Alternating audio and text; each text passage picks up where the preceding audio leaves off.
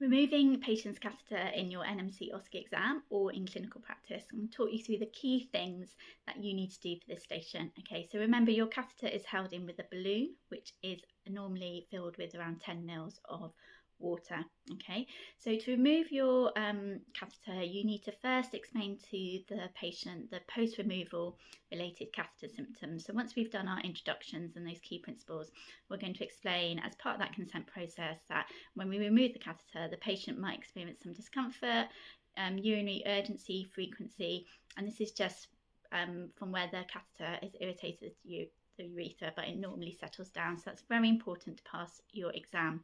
We then need to get our equipment, so we're going to get a 10 ml syringe, we're going to get our PPE for this station, and we need to get some saline and some gauze to clean the genital area.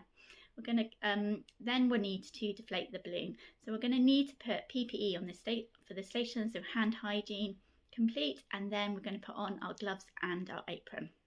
We are going to get and expose the patient and check that the genital area is visibly clean, and we don't need to clean it before we remove. We will then get our 10 ml syringe. We are going to attach it to the catheter port. So this is the balloon port, very important, it's the one not connected to your catheter tubing. Okay, you don't need to clean this. Okay, it's not a sterile procedure. The catheter's coming straight out, so there's no need to clean this. Okay, we are going to attach that syringe, and then it's going to really, don't need to apply hardly any traction, it's going to deflate that balloon. Okay, I'm going to need to take out the full 10 mils, so on the scenario it will tell you how many mils is in that balloon.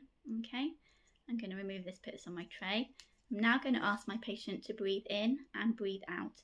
When they next exhale, I'm going to gently and firmly, with continuous traction, remove the catheter.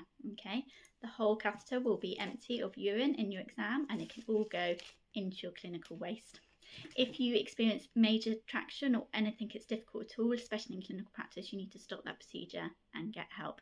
Now, before we take off our PPE, we need to clean the genital area with our saline and our gauze.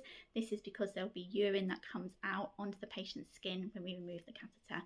So clean and dry the genital area, cover your patient back up, remove your PPE, do a hand hygiene.